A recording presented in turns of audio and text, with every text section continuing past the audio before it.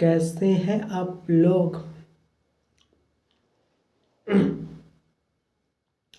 आज मैं अपनी कम्युनिकेशन के ऊपर और अच्छे से इम्प्रूव करूँगा।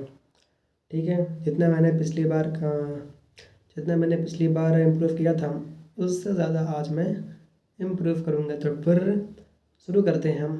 तो मैं किताब पढ़ूँगा। पहले किताब पढ़ूँगा तो APJ अब्दुल कलाम की किताब मैं पढ़ूँगा। ठीक है, और मैं समझाऊँगा अपने आप को कि आखिर APJ अब्दुल कलाम कहना क्या चाहते हैं। ठीक है, मतलब समझो कि एक मैं हूँ, एक तुम हो। तो मैं सामने खड़ा होकर स्पीच दे रहा हूँ, तो मैं बताऊँगा कि हाउ कैन आई, कि मैं तुमसे कैसे कम्युनिकेट कर सकता हूँ। तो फिर शुरू करते हैं। तो पहले मैं बता दूँ मैं कहाँ से स्टार्ट करूँगा। हम्म,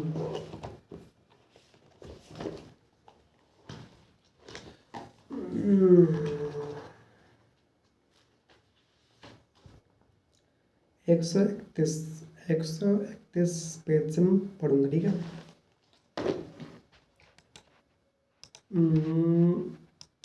खोल लूँ पहले मतलब कि ये किताब मैं अपने लैपटॉप में रखा हूँ PDF फॉर्म में। किताब का नाम है APJ अब्दुल कलाम की किताब का नाम है आपका भविष्य आपके हाथ में। 131 एंटर।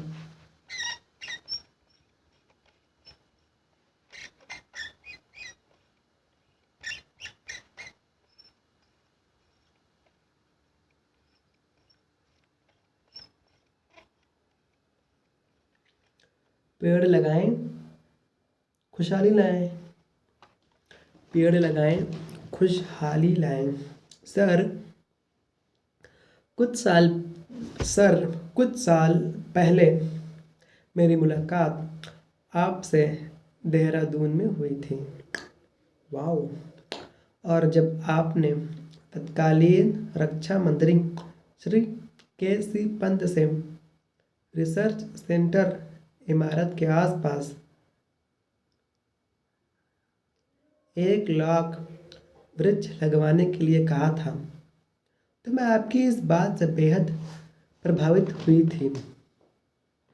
मुझे उत्तराखंड, हिमाचल प्रदेश और सिक्किम में प्रोजेक्ट स्थलों के दौरों के समय यह एहसास होने पर बहुत दुख हुआ कि इन क्षेत्रों में स्थानीय विकास के लिए बेहद ज़रूरी सड़कों के निर्माण के साथ बड़े पैमाने पर पेड़ों की कटाई होती है, जो कि इन इलाकों में पर्यावरण असंतुलन के लिए जिम्मेदार हैं।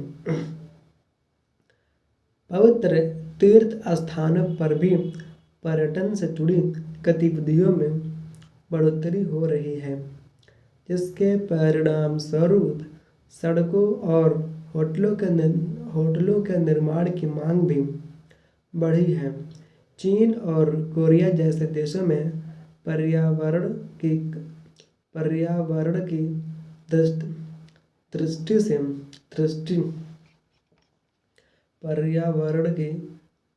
से संवेदनशील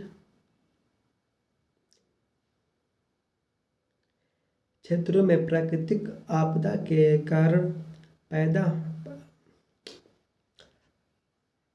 पर्यावरण की दृष्टि से संवेदनशील क्षेत्रों में प्राकृतिक आपदाओं के कारण पैदा होने वाले जोखिम को कम करने के लिए सड़कों के निर्माण और नदियों के किनारों को दरकने से बचाने के लिए बहुत ही उन्नत प्रौद्योगिकी का प्रयोग किया जाता है।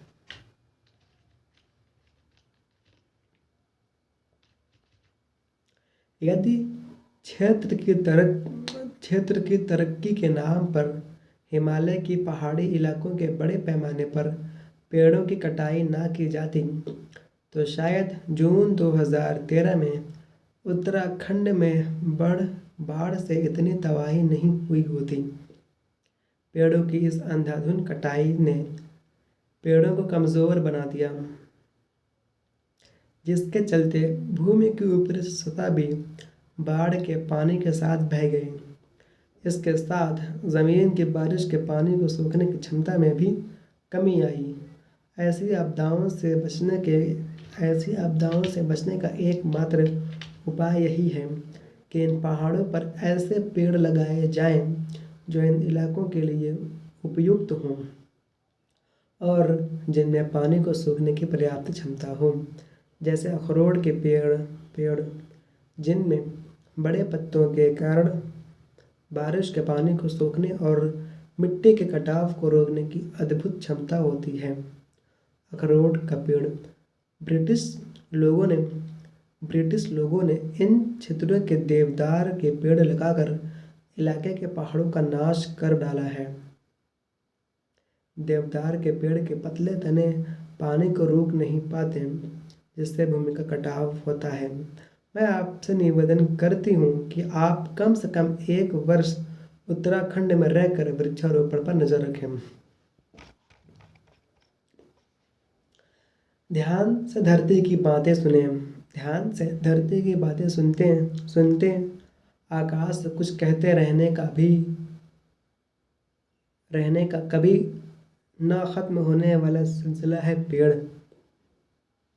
ध्यान से धरती की बातें सुनते आकाश से कुछ कहते रहने का कभी न खत्म होने वाला सिलसिला है पेड़। रविंद्रनाथ टैगोर।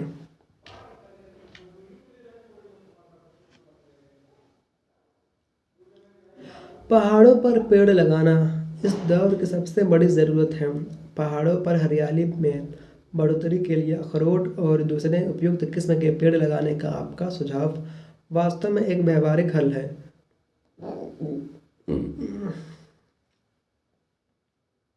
वर्ष 2013 में उत्तराखंड में भारी तबाही मचाने वाली बाढ़ ने एक बार फिर हमारा ध्यान इस तथ्य की ओर खींचा है कि एक राष्ट्र के तौर पर हमने इससे पहले हुई त्रसदियों से कोई सबक नहीं सीखा है। हालांकि राज्य प्रशासन, भारत तिब्बत सीमा पुलिस और सशस्त्र सेनाओं ने मिलकर 40,000 से भी ज़्यादा लोगों को वहां से निकालकर सुरक्षित स्थानों पर पहुंचाकर तारीफ के काबिल काम किया, लेकिन इस हादसे में 10,000 लोगों की जान चली गई। गिरे हुए मकानों, होटलों और गेस्ट हाउसों के मलबे के नीचे दबे जिंदा लोगों को खोजने और जिंदा बचे लोगों तक ज़रूरी चीज़ें पहुंचाने के बाद सैलानियों और तीर्थयात्रियों की घर वापसी के बाद क्या राज्य और केंद्र के सरकारी अधिकारियों का बाढ़ से प्रभावित उन लोगों के पुनर्वास से भी कोई सरोकार होगा जो क्षेत्र के विकास के नाम पर जंगलों की कटाई की नीति का शिकार हुए। मुझे चिपको आंदोलन याद है, जिससे बड़ी संख्या में आम लोग जुड़े थे, जिसकी लहर 1970 के दशक में पूरे गढ़वाल क्षेत्र में चली थी, जिसमें पेड़ों को कटने से बचाने के लिए गांव वाले पेड़ों से चिपक जाते थे ताकि उन पर आरे चलने से रोक सकें। मैं याद करता हूँ जो इस चिपको आंदोलन का नेतृत्व करने वाले 86 वर्षीय सुंदर लाल बहुगुणा ने कहा था, ऐसी भयानक त्रसदियों से बचने का एकमात्र समाधान यही है कि पहाड़ों को पेड़ों से ढक दिया जाए। सुंदरलाल बहुगुणा।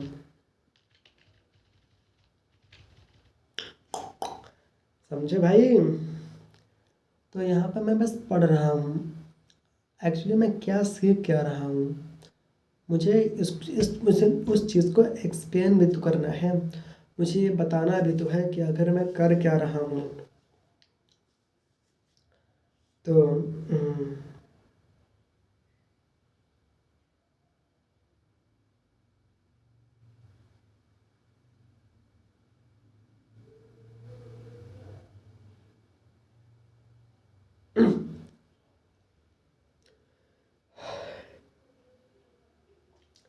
राष्ट्रपति पद पर रहते हुए मैं वंगारी माथाई से मिला, जो केन्या की पहली महिला थीं जिन्हें नोबेल पुरस्कार से सम्मानित किया गया। भारत ने उन्हें पर्यावरण संरक्षण के क्षेत्र में उनके महत्वपूर्ण योगदान के लिए सम्मानित किया था। वंगारी माथाई किसी भी पूर्व अफ्रीकी देश की पहली महिला थीं जिन्होंने पशु चिकित्सा विज्ञान की एनाटॉमी यानी शरीर रचना विज्ञान में पीएचडी की उपाधि प्राप्त की थी। नैरोबी विश्वविद्यालय के शिक्षक मंडल की एक सदस्य के तौर पर उन्होंने विश्वविद्यालय में काम करने वाली महिलाओं के लिए पुरुषों के बराबर सुविधाओं का मुद्दा उठाया और इसके लिए उन्होंने वहां के शैक्षणिक कर्मियों की समिति को कर्मचारियों के संघ की शक्ल देने की कोशिश तक कर डाली ताकि शिक्षकों के हितों के बारे में बात की जा सके। केन्या में बढ़ती हुई बेरोजगारी के समाधान के लिए माथाई ने पर्यावरण संरक्षण की बात को बढ़ावा दिया और आम लोगों की भागीदारी के साथ पेड़ लगाने की एक ऐसी मुहिम चलाई जिससे आम लोगों को फायदा पहुंचा सके। माथाई ने केन्या की महिलाओं को अपने अपने इलाके के आसपास के जंगलों से बीज चुनकर देश भर में अपने ही देश के पेड़ पौधों को उगाने के लिए प्रेरित किया। इसके लिए उन्होंने महिलाओं को कहीं और रोपने के लिए तैयार किए जाने वाली पौध पर एक छोटी सी राशि देने का प्रावधान रखा। जिन दिनों केन्या में जातीय टकराव हुआ तो वह अपने मित्रों और मीडिया के लोगों के साथ लोगों को लड़ाई बंद करने के लिए प्रेरित करने के लिए समूचे केन्या के हिंसाग्रस्त इलाकों के दौरे पर निकल पड़े। ग्रीन बेल्ट मूवमेंट के तहत उन्होंने शांति के पेड़ उगाने की पहल की। वर्ष 2002 के चुनावों में जीतकर माथाई केन्या के संसद में पहुंचे और पर्यावरण एवं प्राकृतिक संसाधन मंत्रालय में मंत्री बनी। उन्हें सतत विकास, लोकतंत्र और शांति में योगदान। वर्ष 2002 के चुनावों में जीतकर माथाई केन्या की संसद में पहुंची और पर्यावरण एवं प्राकृतिक संसाधन मंत्रालय में मंत्री बनी। उन्हें सतत विकास, लोकतंत्र और शांति में योगदान के लिए 2004 का नोबेल शांति पुरस्कार दिया गया और इस तरह वह यह पुरस्कार पाने वाली अफ्रीका की पहली महिला और पहली पर्यावरणविद बनी। लोकतांत्रिक अधिकारों की खातिर संघर्ष करने वालों के लिए वह प्रेरणा इंस्पिरेशन स्रोत थीं और ख़ास तौर पर उन्होंने महिलाओं को अपने हालात सुधारने के लिए प्रोत्साहित किया। एनकरेज।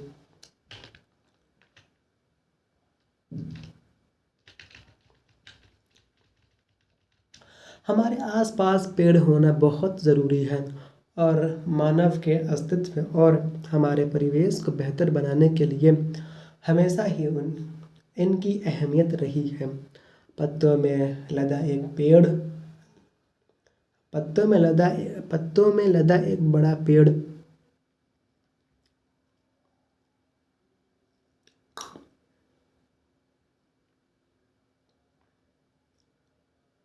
हरियाली के एक मौसम में इतनी ऑक्सीजन पैदा करता है जितनी 10 लोगों के 10 साल भर सांस लेने के लिए ज़रूरी है। बहुत सारे लोग इस बात से बेखबर रहते हैं कि जंगल उस हवा को साफ करने वाले विशाल फिल्टर का भी काम करते हैं जिसमें हम सांस लेते हैं। जंगल वास्तव में उस विशाल हौज का भी काम करते हैं जिसमें पेड़ जितना ज़्यादा कार्बन बनाते हैं उससे ज़्यादा कार्बन वह जमा करके रख सकते हैं और जमा करके रखने की इस प्रक्रिया में कार्बन वातावरण को प्रदूषित करने वाले ग्रीन हाउस गैसों के रूप में नहीं बल्कि लकड़ी के रूप में जमा करते हैं।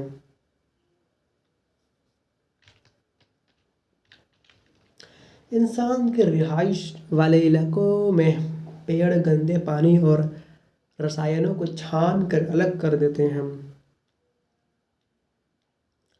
जानवरों के मूल मूत्र के बुरे असर को कम करते हैं और जो पानी सोख कर रख नहीं पाते उस पानी को कुदरती धाराओं की शक्ल में छोड़ देते हैं। पेड़ हवा में मौजूद नाइट्रोजन को नाइट्रेट यौगिकों में बदलकर मिट्टी में जमा करके उसे सब्जियों और दूसरी फसलों के लिए ज़्यादा उपजाऊ बना देते हैं। शहर में हवा में मौजूद धूल के कण पेड़ों पर ठहर जाते हैं, जिससे गर्मी ज़्यादा नहीं बढ़ने पाती। साथ ही वह कार्बन मोनोऑक्साइड, सल्फर डाइऑक्साइड और नाइट्रोजन डाइऑक्साइड जैसी प्रदूषण बढ़ाने वाली गैसों को सोख हवा को साफ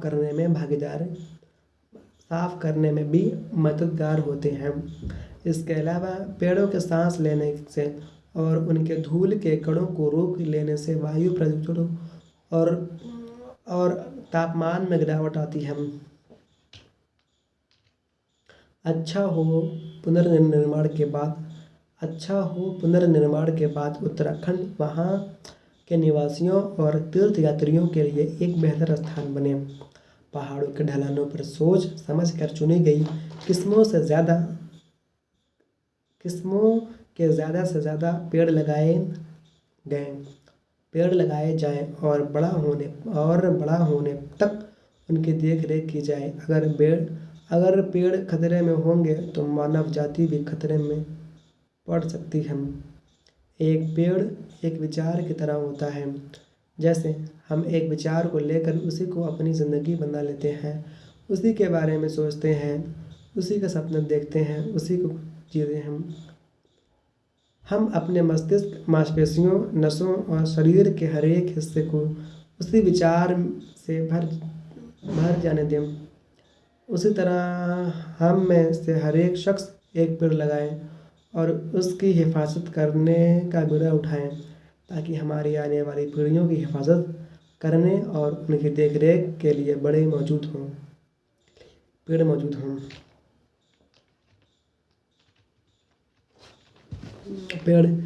पेड़ मनुष्य के लिए महत्वपूर्ण है।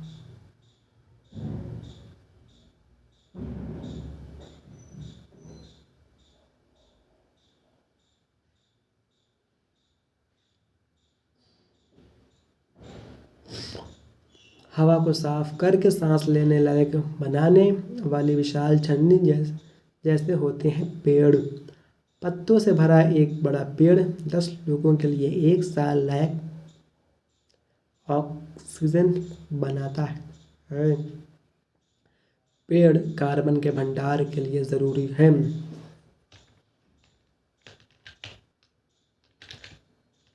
नारी शक्तिकरण की ओर इतना बहुत है।